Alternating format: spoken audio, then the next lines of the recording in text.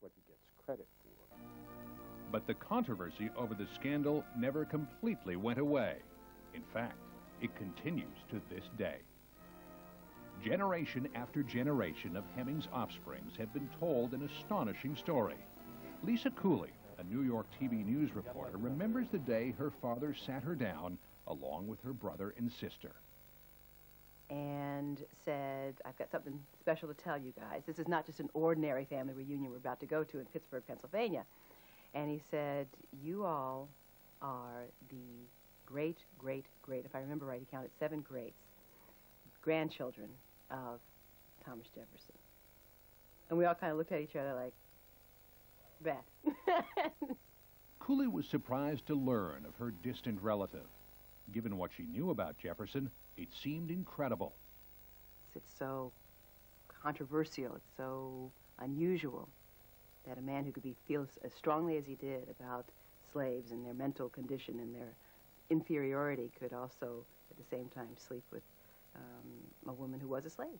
And historians remain skeptical about the affair, and not just because of Jefferson's attitudes on race. Jefferson was not a womanizer. Jefferson was not a sexually aggressive person. And the people who knew Jefferson well, and in some cases didn't like him, essentially said that it was impossible for them to imagine Jefferson being a kind of sexually active person. In 1998, some answers were finally on the way, thanks to DNA testing, the same technology that proved Bill Clinton and Monica Lewinsky had at least one sexual encounter.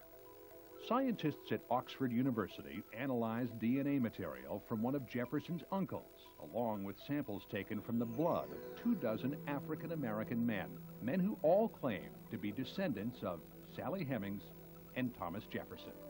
In October 1998, the findings were released. The DNA markers matched.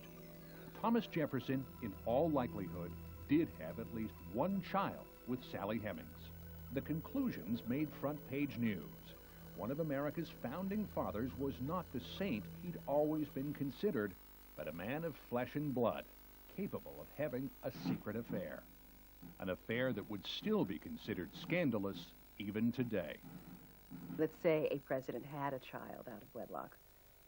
20th century president had a child out of wedlock with a 16-year-old girl. Oh my gosh, he'd be in jail.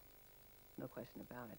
But that kind of punishment for presidential philandering would be the exception rather than the rule. Generally what happens in America is that voters don't punish you for private behavior. It's something we don't understand because we think naturally that in the good old days people went crazy over this stuff. Actually, in the good old days, the American public was more forgiving than the press. Take the election of 1884. The campaign pitted Grover Cleveland, a champion of clean government, against James Blaine, a corrupt Republican congressman. Cleveland was the odds-on favorite to win, but just 10 days after he was nominated, scandal struck. Cleveland, a bachelor, was accused of fathering an illegitimate child. Editorial writers and political cartoonists had a field day.